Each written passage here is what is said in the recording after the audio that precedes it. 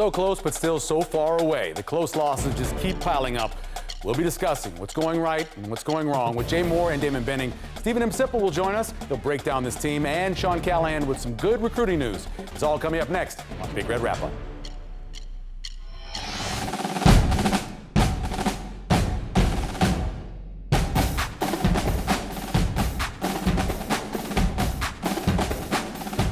Hi, everyone. I'm Michael Severe, and welcome to Big Red Wrap-Up on Nebraska Public Media.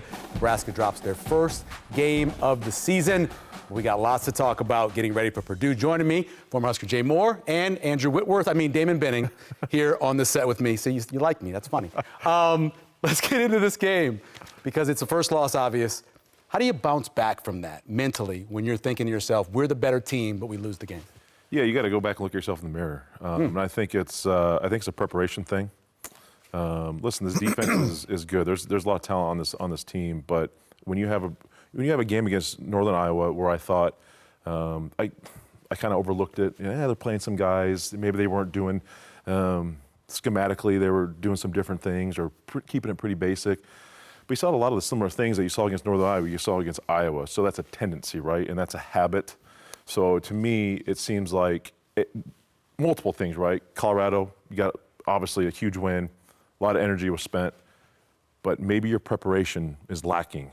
It lacked against Northern Iowa, and it carried over into Illinois because you still only allowed Northern Iowa to get 3 points. So sometimes you can overlook things and underestimate things. You can obviously underestimate Illinois and what they've done, but to me, they're not the way they played with vision. I think their eyes were not in the right spots. Tackling, that's preparation. Communication, that's part of preparation. Being physical, that's part of preparation, right? You have to do the things Monday through Friday to get to that goal on Saturday. And obviously, they did not get to that goal, so preparation. I mean, they got to look themselves in the mirror and like what they're doing Monday through Friday needs to be better. Do you think it was more of a schematic thing or guys just not executing? Well, I think it's a little of both, but if I had to pick one, I think it's a lack of execution, right? I mean, if I'm supposed to box, then I need to box for my inside backers. If I need to shorten their run, I need to shorten their run. I think the low-hanging fruit that everybody likes to talk about is, well, hey, they need to tackle better. Well, you're a lot better tacklers when you're in good position. That means that you're trusting your inside run fitter, you're trusting your outside run fitter, and you understand leverage. When you're chasing a little bit or you're not feeling comfortable with how you're fitting, sometimes it can affect how you tackle, right? So I'm not one of those guys that's hitting the panic mode that all of a sudden this team is going to be a poor tackling team, because I don't believe that to be the case. I think this is a team that when they simplify what they want to do and they play with more discipline, if there's something I'm probably discouraged about, listen, I've seen guys get crossed up on crossing routes and pick routes. I saw Goddard, against the Saints, and I saw 3 pros run into one another. Yep. But in the same vein, like, I think Nebraska should talk better. Get your eyes out of the backfield. When you play that much man-to-man, or you've got a buzz call, or if I'm GIF and I'm in overtime and I'm a free defender, and if I'm a run-pass guy, the minute I read run, I'm going, right? And if I'm Singleton and I have to fit off of that, then I need to probably take a better angle. So I'm not up in arms over the tackling. I think when they're a little more dialed and they're playing a little more downhill, I think you'll see a better football team. What about overtime? David mentioned overtime. This is 8 games in a row where Nebraska not just didn't score, but didn't get a first down, didn't gain a yard, lost a bunch of yards. Can you explain what's happening? It's been going on for a decade, right? Since 2015, yeah. I mean, last time Nebraska got points was 2014, both Lane's last game in Iowa. Yep. It's hard to put your finger on it. You spend so much energy. It's not like I've been in a ton of overtime games. I think I was involved in maybe 2 of them in my collegiate career, and we've won Iowa State and Kansas. But you spent so much energy through 4 quarters, and you get to that, and it's like, okay. It's situational, right? 25-yard line. But in the last decade, we've gotten some poor starts. We get the ball first, we throw an interception. So all the team has to do is get a field goal. You're on defense first, which you want. They score in 2 plays. And then you get the ball back on offense, in the first place a penalty. And then a sack. So it's just, you got to get college football is such a momentum game. You have to have success early in overtime to grasp the momentum because it can be such a short-lived scenario. Nebraska's just done a poor job of getting off to a good start in overtime for a long time. Yeah, and in general, it's close games, obviously, and they've lost a lot of close games. A lot of those guys are still on the team. How do you teach somebody to win? I mean, if you don't do it, how do you teach somebody how to get to that point? So I think there's a couple things, right? I think you do have to fall back to training and preparation. And that's where the focus has to be. When you're super outcome-based, things like this creep back up into the frontal lobe. You've got to start relying on how it is that you got here. You've got to enjoy the week, right? Embrace that part of it because Friday nights or Saturdays are for making withdrawals. You made deposits all week. Yeah. So it doesn't matter how the flow of the game is going, you got to stay right there in that moment, right? The mind is a pretty powerful thing, and no matter what you believe, you're going to be right. So I think the more you dial in on the process, I'm not a big chicken or the egg guy when it comes to winning. I think winning habits lead to winning, and ultimately that'll come to fruition. Yeah, there's a list of the overtime stats. We had them up, and each one was different, right? It wasn't all the same things. It was penalties, it was an interception, it was getting sacked early on. So it's a whole bunch of different things, but real quick. Sometimes it's not getting a pass interference call. Right. Yeah, exactly, against Wisconsin. So Bo Pelini went through a stretch where he didn't win any close games. Then he had 3 years where he won almost every close game. Really, they didn't change anything. They just played better in those overtimes. You just got to go make plays. I think the hard part about the football in general and just doing anything at a high level is your preparation is you have to be so OCD on your preparation, right? You everything you do, how you prepare, how you take care of your body, you got to be so keyed in. But then it has to almost be opposite of that when you go out in the field in the game. I mean, you have to rely on your preparation. You have to let it go. 100%. Yeah. You have to that's hard to do, and you can't let bad plays beat you multiple times. And I think this is what you get in these certain situations, and they're like, oh my gosh, here we go again. But if you prepared the right way, if you did things the right way during Monday through Friday, let's go let it hang out, man. Just let it go, and if whatever happens, happens, but you know I did everything in my power to do the right thing. But that's so hard when you're dealing with ultra competitive, ultra OCD, guys who want to do it right. They have a hard time of forgetting the negative stuff. But in the moment, you got to let it go and really not pay attention to the scoreboard, not pay attention to these other things, just go play ball. You mentioned discipline in terms of your keys, but also 60 yards of penalties on personal fouls. Yeah. I mean, just little mistakes. You just can't have it, whether it's hands to the face or Punching a you know ball. you're punching at a ball, or you know even D. Singleton was. I'm not sure what he was raking at, but he caught the face mask, right? I mean, Yeah. it's kind of after the play. It's down away from you. That's not poor defense. That's just lack of discipline. Yep. So I think it's just real low-hanging fruit to hear, well, you know, we were supposed to be this and we were supposed to be that. I mean, it's been an exhausting week. I can't wait for them to just get ready to go play at West Lafayette. Because if we're being honest, right, we were going to hang our hat on defense and we were just going to get good enough quarterback play. Well, if you're getting great quarterback play, so I hear, and your defense is just okay, Right. well, you wouldn't sign up for that? That should be enough. It should be enough. Yep. There's a lot to cover tonight. We've already started it, but we need your help. We have our phones standing by. They're ready for your calls. Before, you could also just text or email us. All your comments go straight to bigred@nebraskapublicmedia.org. We're also monitoring our social media accounts tonight. Send us your thoughts on our Big Red Wrap-Up Facebook page or X account, and we will answer as many questions as we can. Also, a reminder again, go to the website and download your copy of the 2024 Nebraska football schedule. On that poster, you can keep track of all the wins and losses and the scores as well. Time now for our sideline survey. Last week, we asked you what scares you the most about the Illini coming to town. 38% said the dual threat quarterback, 13% said their big receivers, 25% said the power running game, and 24% were overconfident, said nothing. Now for this week's all-new sideline survey. After the loss, what do you think about the rest of the season? No bowl, bowl bid, still can make it to the college football playoff, or time to watch some volleyball? Who voted for that? 79% said bowl bid.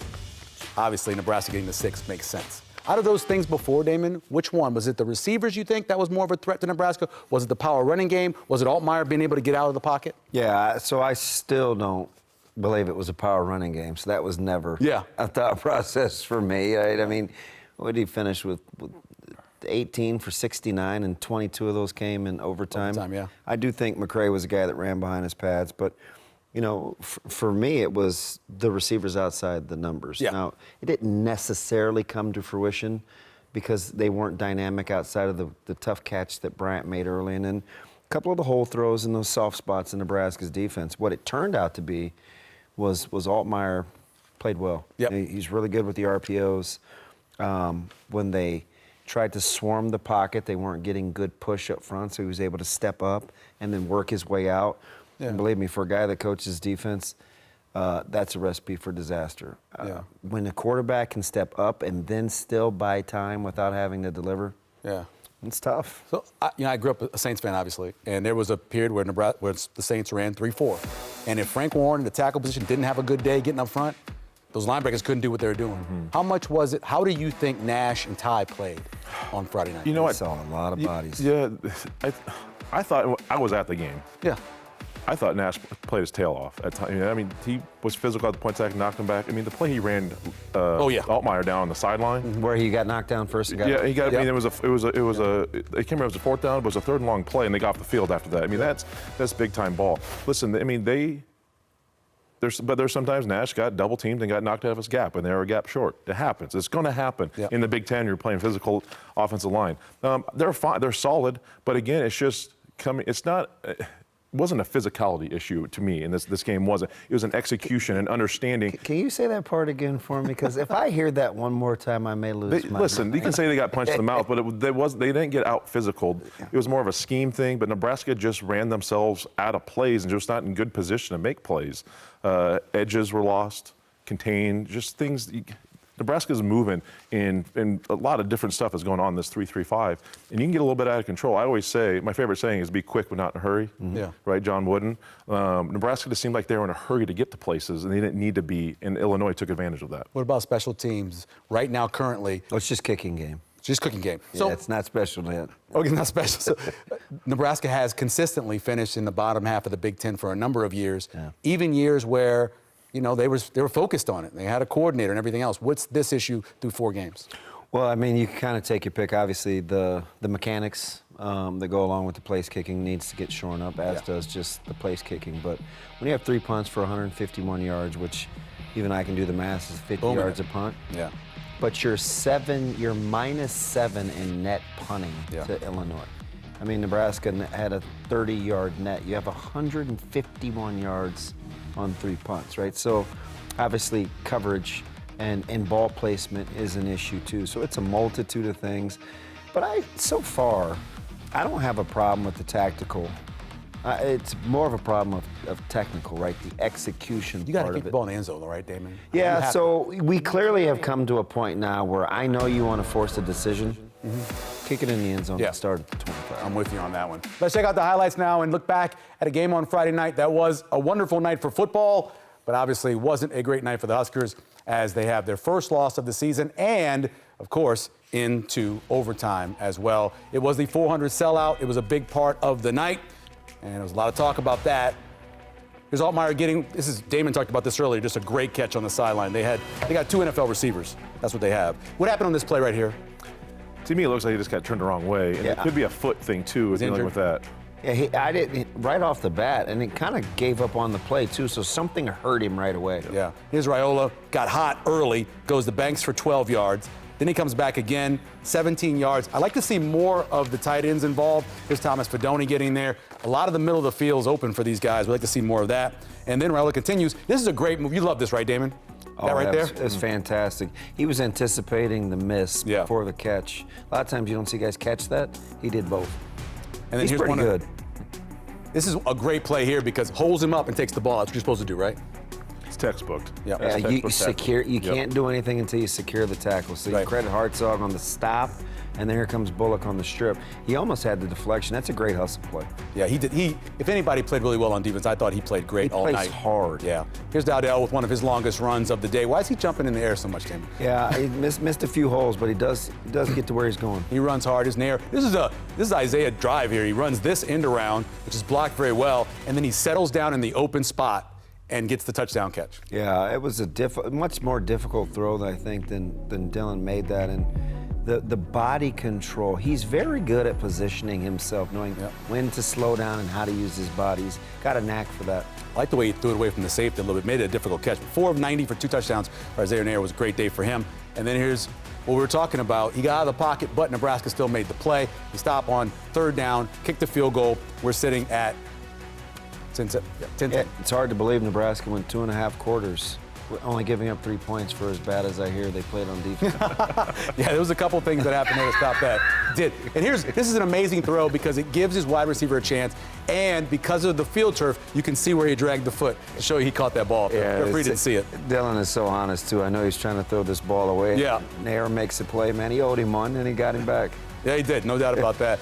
And you feel bad for the defense. They did everything they possibly could do, but just a couple guys making a great play. Street ball, really. I mean, that's what you do on the sidewalk when you're out there. Here's that punt we were talking about. It's a booming punt, but coverage is to the left, he could to the right, or the opposite way if you're talking about. Yeah, left hash punt, but that was back in the wind. Sometimes the ball can do some funny stuff into the wind, but you got to keep that thing in the left hash or even towards the sideline. Otherwise, you set your guys up for failure. That was a 37-yard return. This was debatable both ways. I didn't think they got the first down, but they give them the first down, and then for some reason on the ground. I didn't love either spot. I'm not sure what MJ Sherman is doing here, but the diagonal spot, we can see it from up top run in, but I mean, and here we go, game on. Yeah, and this is a scouting thing. This tight end only had 2 targets the whole time in the season, the first 2 games, and not only does he get multiple targets, he also gets a touchdown catch.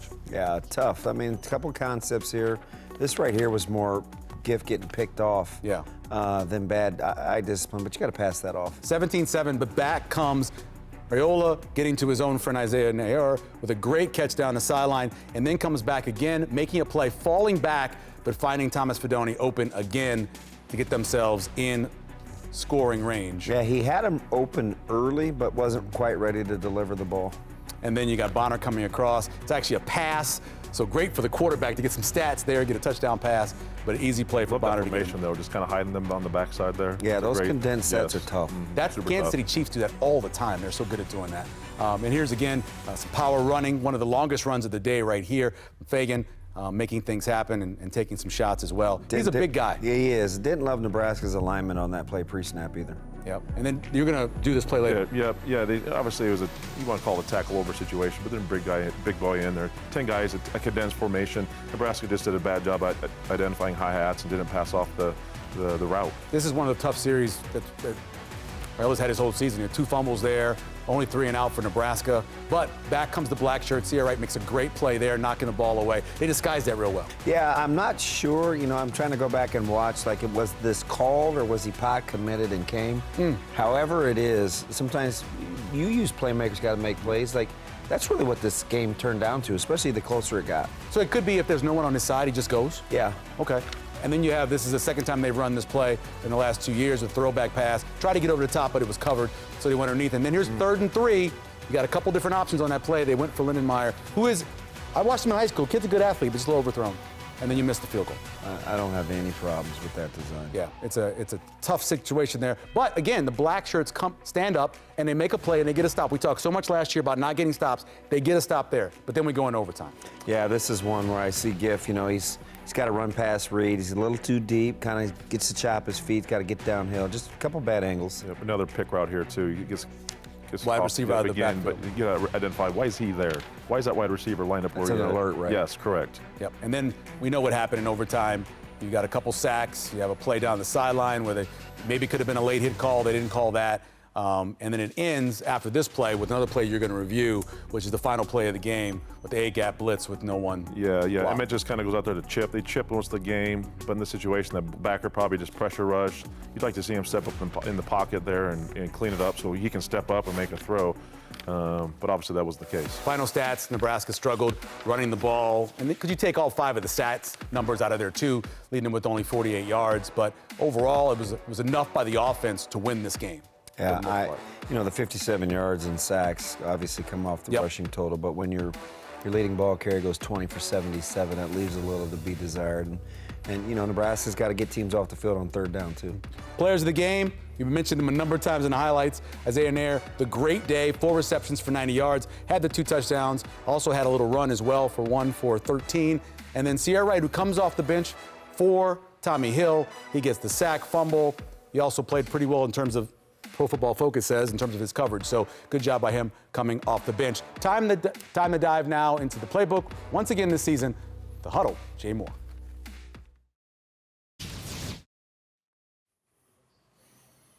All right, welcome into the Huddle, guys. First play tonight is a 4th one play, tackle as playing as a tight end, touchdown. So initially I look at this play, just identifying what they're trying to do to you offensively. Obviously a very heavy run look. You got 10 guys here in tight. You got a fullback right here. It's a very heavy run look. You almost bring in a tackle over situation, but he's uncovered. This guy is backed up off the line of scrimmage. If he was on the line of scrimmage, he would not be eligible, but since he's backed up, he is now eligible. But Nebraska kind of struggled with vision, eyes, all night, heavy in the backfield. So as this play goes, you can see high hats, all right? Offensive linemen standing up. The secondary and linebackers just got to do a little better job and a quicker job of identifying the high hat play action look. So now, once you see that, you got to be able to identify this, pass it off, right? On this side, they're in really good shape. You had 3 guys covering 2. They need to pass this off to these 2 guys. They don't. Eyes get heavy in the backfield. Singleton gets caught. Sherman does a good job of coming down, crashing, but this guy just is able to sneak out the backfield because communication was poor. Eyes were bad. Nebraska's defense struggled with those 2 things numerous times. Now, second play tonight is last play of the game in overtime. Middle linebacker's going to come on a blitz. It's kind of a pressure that he comes up the middle. So as I hit this play, you can see there's a gap, right? Emmett Johnson. Now, they did a good job of chipping all night and helping out the tackles. But in this situation, you almost got an MDM, most dangerous man, right? As a quarterback, you got to be able to climb the pocket. This is almost a Hail Mary situation. You got to keep this area clean. He needs to come over here and slide. I don't know what the call was. I don't know what the protection was, but you'd like to see him come over here. Since Emmett is in protection, the backers are going to come up the middle. Dylan has nowhere to go, and unfortunately, gets to him, not able to get the ball down the field to get a first down or score. Game over. Real quick, you can see this. Great call by Jay talking about that play. It was perfectly set up. And a good job by Illinois, tricking Nebraska a little bit as well. High alert, man. You see a 94 once and a 13 once. And again, in those situations, what has been shown on film, I don't know if it was that type of situation, but you got to alert and pass it off and have some better communication. Next up on Big Red Wrap-Up, we look back at the sellout streak. But first, Hurrdat shows us some great shots from sellout 400 back in 2.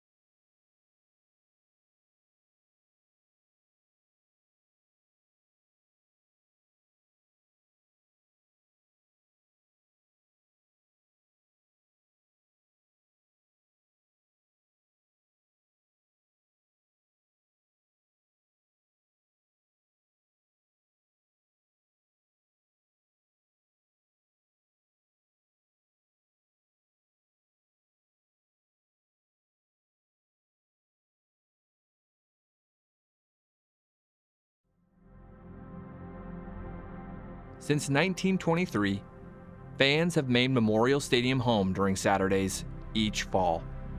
The wonder of experiencing a game inside this venue has become a tradition, passed down to each new generation of Nebraskan. It's an important place, and we don't have professional football or professional sports on the football level in the state, and I'm talking NFL, and there are some minor league teams around, but like something to compete with that. So that's where people want to be, and you got to continue to make it that way. Despite a slide in the results on the field, the Huskers continue to boast a NCAA leading sellout streak that dates back to 1962. That season was the first for Hall of Fame coach Bob Devaney. Game that started the sellout streak, ironically, was the first loss for Bob Devaney. It was the Missouri game, 16-7. When Bob came here in '62, until Frank Solich left here in '63, we won 82% of our games, which was about 60 more games than anybody else. I think Ohio State was second at 75%. And so we went through a pretty good period of success on the field, and that certainly had to be part of it too.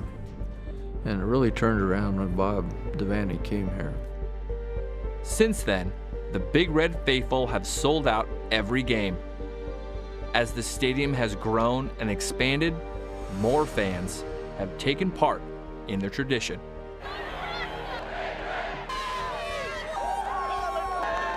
Husker faithful to just show up week in and week out, and to the point where in my 4 or 5 years I got to know the people, like recognize the people that had the season tickets right behind the bench, or the person that stood at the same corner of the tunnel walk every single week and without fail did not miss, or seeing the young kid when you run off the field that's asking for a pair of gloves or for an armband or something, and to always make sure like you find one of those kids to hand to them, because they're the next generation that are going to fill the seats, or they're the next generation that's going to play for the Huskers.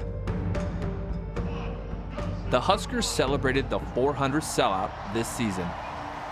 The milestone shows the continued pride in the fan base.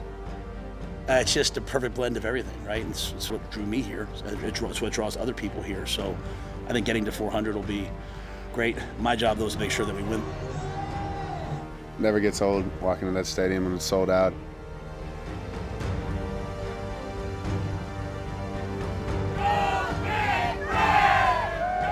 It's very important, and one of the distinguishing features of the University of Nebraska athletic program.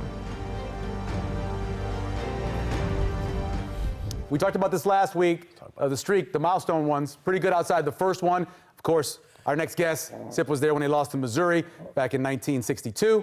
And then, of course, in the 50th, the 100th, the 200th, the 300th, and in all the 50s in between, they won until the 400th one, where they ended up losing this Friday. Joining us from Husker Online, longtime guy covering the Huskers way back in 1962. Yeah. Welcome, Sip. How you doing? Are we at like the same age? You're two years older than me. But it's a long 2 years. How old am I? I mean, how I'm you know 55, you're 57, right? I'm like a Cuban pitcher. I just you never know how old you are. Yeah, I might be 45. Yeah. Let's real quick about the sellout streak. I think we're all right on that. So you're fine. You'll get everybody in trouble. Sip, real quick on the sellout streak before we move on to the game. Yeah. What was the feel for you heading into that week, and how much that was a big part of the story? The Illinois game? The sellout streak part of it. Oh, the sellout streak. I'm yes, sorry. Sir. Sorry.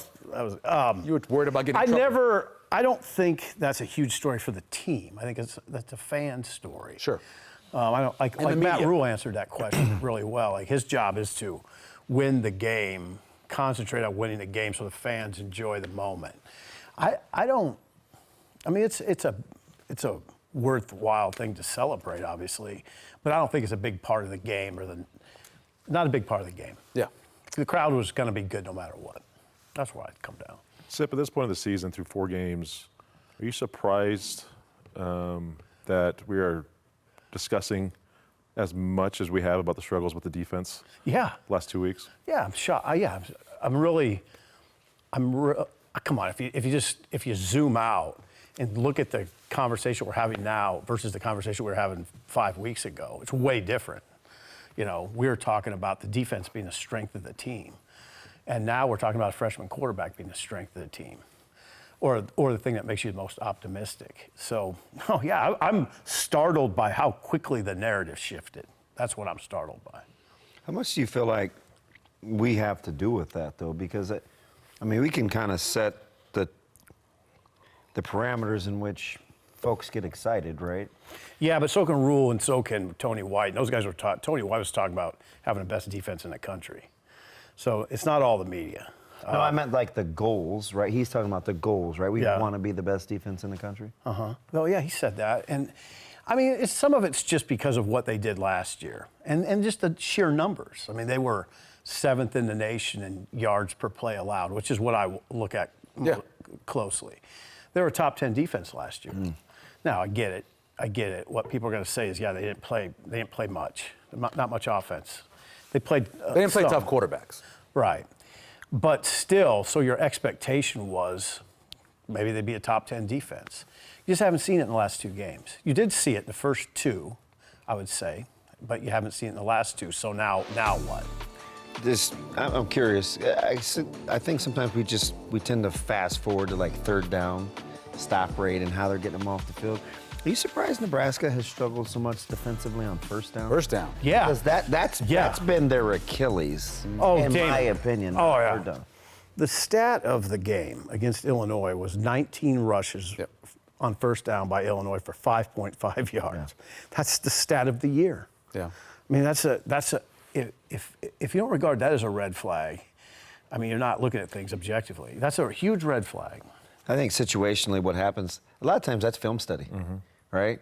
1st and 10, teams like 2. And it's the best time to run, right? 1st and 10, you can get them 2. Right. So I think a lot of times that's kind of that's the money down where people can get creative because it's guesswork. And sometimes on stats, that can be a little deceiving because maybe you have an 80-yard rush on 1st down. That's true. But over 19 carries. By the way, the stat sheet highlights the big stats. Especially that thing was highlighted the whole game. Especially when you were only giving up 4 yards a carry for the game. Right, and you're giving up a yard and a half more on 1st down rushing the ball. Yeah. So yeah, I thought that was the key stat, and it's just hard to win that way. And credit them; they had a great chance to win despite that stat. Great chance to win the game. Should have. I mean, I thought the reset for overtime. I thought, you know what, they could steal this. I looked at it at that point because they had got outplayed in the second half. Is that they're going to steal this? It just didn't materialize. It's hard to feel that way only because you've seen so many overtimes struggling. You've seen so many of them. But when you look at the way the defense played on those first 2 plays, the first play really, that let you down, right? You can't let that happen. Yeah, shocking. It kind of reminded me of Iowa last year when the run leaked against Iowa after the interception. You're just sort of like, what? How does that happen? Now, it can happen. I mean, a guy got sucked in.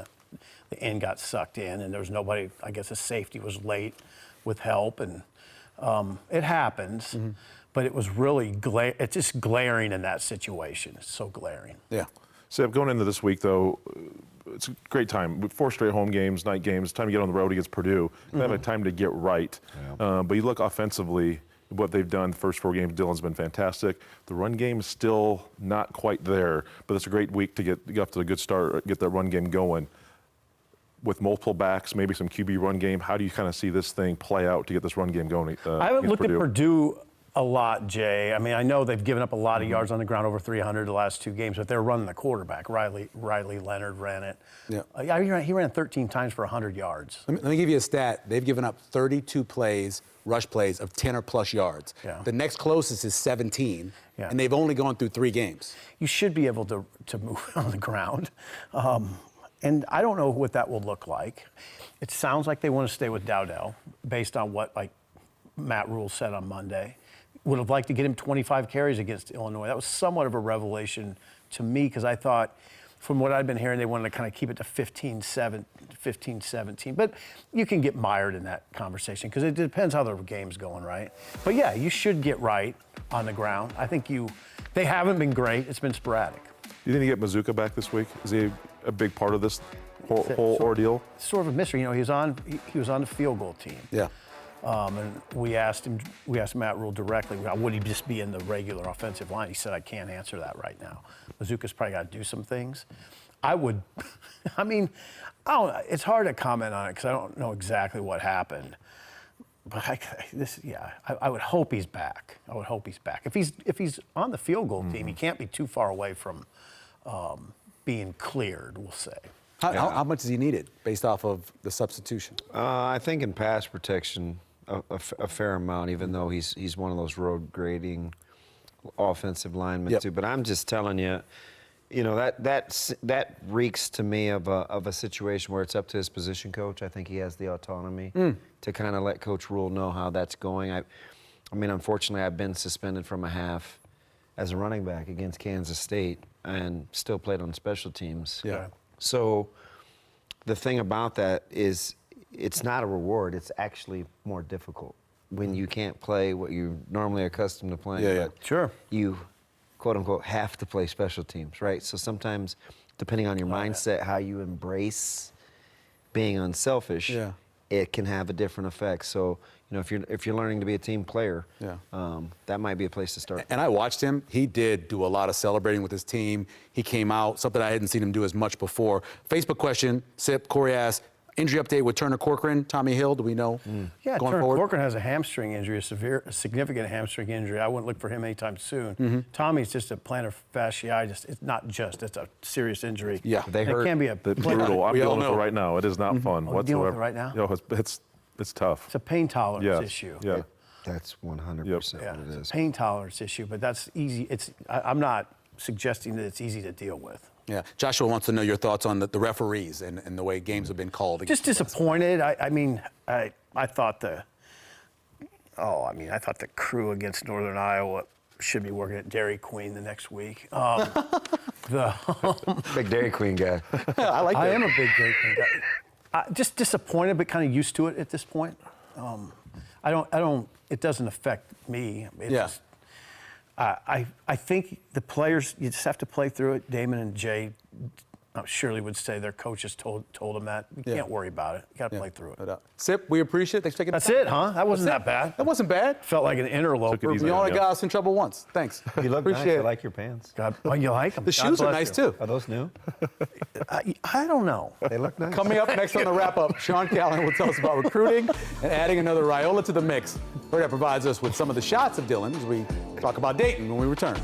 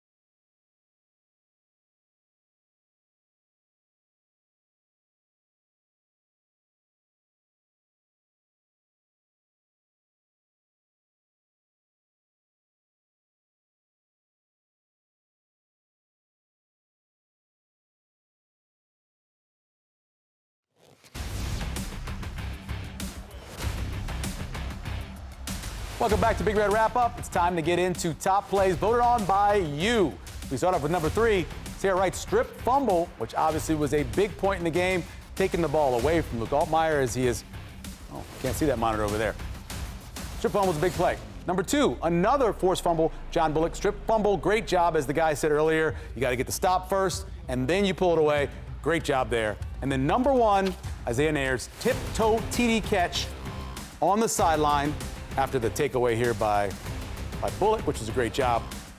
We go to Isaiah Nayer and his tiptoe catch along the sideline, which was defined by the field turf. You can see his right foot sliding along as he makes the catch. Great job by the quarterback giving him a shot, and great job by a wide receiver. 4 catches on 90 yards and 2 touchdowns. That's why he was one of our players of the game. Welcome back inside our new Big Red Wrap-Up studio. I'm Michael Severe, joined by Sean Callahan to talk recruiting. Big commit this week. Yeah, Nebraska gets a 2026 quarterback commit. Familiar name, actually now the 5th member of the Raiola family with a tie to the current Nebraska football program, as Dayton Raiola of Buford, Georgia, makes it official over the weekend. Nebraska had offered him a while back, and I think he wanted to kind of see how things went this year with his brother here. Yep. After a few weeks in, Dayton Raiola commits to Nebraska. And I know there's a lot of questions. Will he be their only quarterback? Where this is going to go? I think, right now you just don't know those answers because of the uncertainties of rosters, the transfer portal. But he is their first commitment in the class of 2026. And you sent some pictures of him watching his growth over the last 3 years. From, a kid who's growing up. That was 2 years ago. That was just 2 years ago. Yeah, that was October of 2022. Right. And then you can really see him, how much he's developed and matured. And no doubt. I know there are a lot of folks that thought, would he move to Nebraska? I've talked to Dominic about this in the family, and it was never really on the table. They like being at Buford. Makes sense. The competition, the development, it's a great high school football program. It worked out for his brother. Let's get into Jackson Carpenter now, who's our featured recruit. Yeah, our featured recruit tonight, Jackson Carpenter from Lincoln Southwest. One of the more athletic players in the state. Holds the school record at Lincoln Southwest in the 100 meters. He's a 10'6", 10'7" guy with a 38, 39-inch type vertical. Son of former Husker Tim Carpenter. Unfortunately has battled some hamstring injuries. Just got going a little bit last week in the 4th quarter, and their loss against Lincoln East had a couple of catches on a late drive in the game. Hopefully we'll get to see Jackson Carpenter here down the stretch more, but he's explosive, he's big, he's talented. Was also a basketball player. He will enroll early, though, and be in Lincoln in January. Another feeling I have a hamstring issue right now myself. And our in-state recruit? Yeah, another Power 4 in-state recruit, Garen Maley, offensive lineman out of Papillion La Vista, and he is going to Texas Tech. Chose the Red Raiders over Oregon State, camped for Nebraska, was not really on the radar at that point for a Nebraska offer, but still had 2 quality offers that he chose from between Oregon State and Texas Tech, and he'll be a Red Raider. There's actually 2 players in the state of Nebraska this year going to Texas Tech to play for Joy McGuire, and Garen Maley will be one of them. Yeah, makes a lot of sense with the tie-in. Sean, we appreciate it. Hey, thank you. All right, let's get to our game day picture winner now. We have 2 T-shirt winners this week. First is Jody Feigley with 4 generations of Sellout 400, as well as Paulette Daniel. Oh, that's pretty cool. Look at that. And then Paulette Daniel at the game. Great shot during the drone show in Friday night's game. Please keep sending your game day pictures to win a free T-shirt. Also this week, social media was upset with Husker football. Andrew Ward seems to be all about volleyball. Team taken care of. Oh, look at that. That's awesome. Yeah. Nebraska football, ranked win since 20. It's from last week. Volleyball, 2 top 5 sweeps in 5 days. Pretty excited about beating those ranked opponents. I think Lucas Lee has seen Nebraska football movie before. Here is Groundhog Day again. Yeah, that's definitely right. And of course, a Nebraska's kid who showed up with then and now pick. Keep posting all your picks and opinions on our Facebook and X account. And now let's hear from players and coaches and what they're saying in the Big Red Report.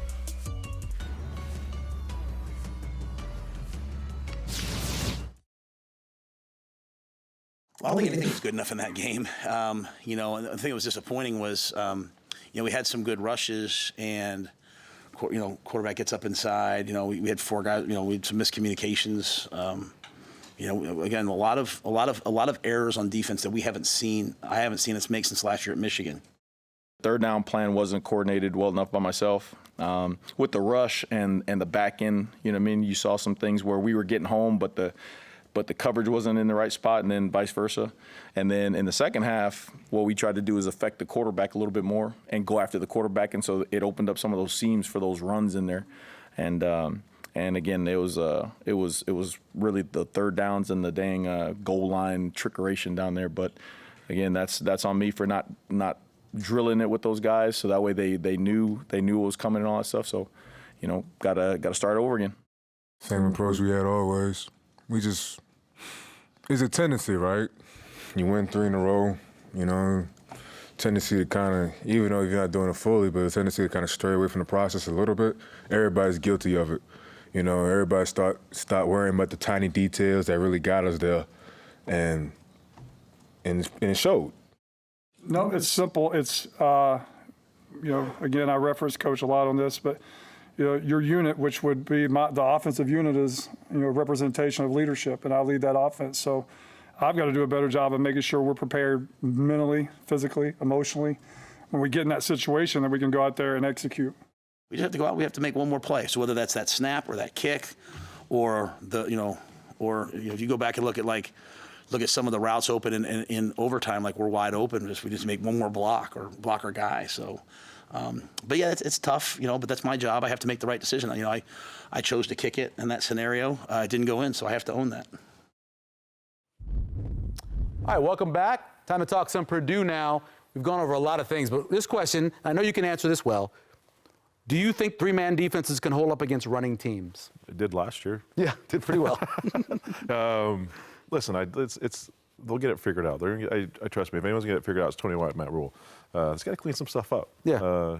Just figure out. Everyone's got to define their responsibilities and go back to the drawing board a little bit, and just little things, and they'll get it ironed out. Kathy from Omaha wants to know, Damon, what do you think about the decision to not take the ball in overtime when you win the coin toss? Yeah, I'm gonna put my defense on the first guy. Know what you have to do, right? I don't have any qualms with what Nebraska did. I heard a lot of people, you know, if it works, it's, you know, they did the right thing, but it didn't, so we kind of question it.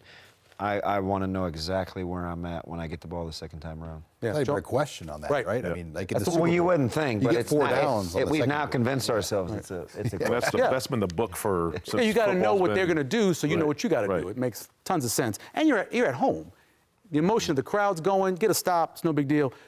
In terms of these 4 weeks, and I know not everyone was the same, but how did Nebraska do recruiting? You felt they did a good job?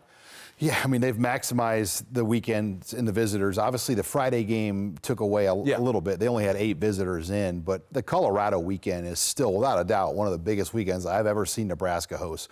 42 players that had Nebraska offers were here. Wow. 42. Yeah. And normally, like 10 to 12 is a healthy number, a big number, and they had like 4 of those weekends on one, and they won. The atmosphere is great. So they're in great shape with some top 2026 kids for the next cycle. I mean, they're guys, they're pretty much done for 25. There's a couple pieces here and there, but the focus really is 26 right now. Let's talk about Purdue. Damon, you are a running back connoisseur. What do you think of Evan Mockabee and the running style he has with his legs going? He's really herky-jerky style. I think it'd be difficult in the defense to figure out where he's going and what he's doing. Yeah, I remember my first broadcast a couple years ago was his coming out part, and I called him Crazy Legs. Right? He's just now since then he's kind of reshaped his body. Now he's kind of back to being a bigger back again. He runs behind his pads. He's got outstanding vision. Yeah, he's a very good one-back runner, and quietly, Purdue has ran the football. They were 3rd in the Big Ten a year ago in terms of rushing the football, and they'll try to run it again this year. So he's a good running back, and Nebraska's got to get him to the ground. Yeah, they're 5th in the Big Ten currently in running the ball. When you look at Purdue, what's the thing that worries you the most in terms of their defense? You got some guys, you know, they lost some guys with that transfer last year out of that front 7, but they still got some dudes that can rush the passer and are athletic. But they just listen. Nebraska's going to be able to make some hay running the football. Purdue has not been able to stop the run early in the season. So it's going to be interesting to see how they do that. Multiple backs. Do you bring in some more QB run play? I think it's a game for me that I think has got Emma Johnson written all over it. You need a guy that doesn't need as much to go right up front to still have some success. Yeah, you look at number 4 on Illinois, Purdue's defense. The linebacker makes a bunch of tackles. He's the player. He's legit. He's a legit Sunday player. Yeah, that's the guy you have to. Well, they had Scourton last year. Yep. And I mean, those are 2 NFL draft picks, and they lost one to A&M, and they were able to keep Jenkins in the offseason. If there's a concern for Nebraska in the season, playing 4 quarters, in the games they won, they had leads, didn't necessarily finish. Obviously, the fourth quarter here goes into the overtime. Do you have a concern at all about Nebraska playing 4 quarters of football? I don't. From John. I think UNI was by design, as was Colorado. So that's totally in the rearview mirror. And, you know, again, for the hand-wringing and all the consternation defensively, Nebraska played 2.5 quarters where Illinois scored 3 points and Nebraska didn't pull away. So I think the ability to still play complementary football is the thing, right? Where if I'm getting stops and I'm getting guys off the field, defensively, I'd like for my offense to generate some points. Now, Nebraska's offense was still 4-4 in the red zone with 3 touchdowns, right? That dog will hunt. But you get the 50-50 ball, you lose. You complete the pass to Lindemeyer. Even with the 10 minutes time of possession in the third quarter for Illinois, Nebraska's in good shape. There's twice during that game they could have gone up 2 scores. So, again, I haven't hit the panic meter. No, and I don't think it's a strength and conditioning issue either. It's not a physicality thing. It's just, I said, they got to execute, make plays when they need to make plays. They had opportunities to make the plays, they just didn't make them. Yeah. And hopefully they learn from the mistakes and be on top of them next time. Yeah, finishing drive rates when you get to the opponent's 40 and how many points you scored. They had 4.2 last week. That's above the national average. Yeah. You'd love to be at 4.5, but they're not there.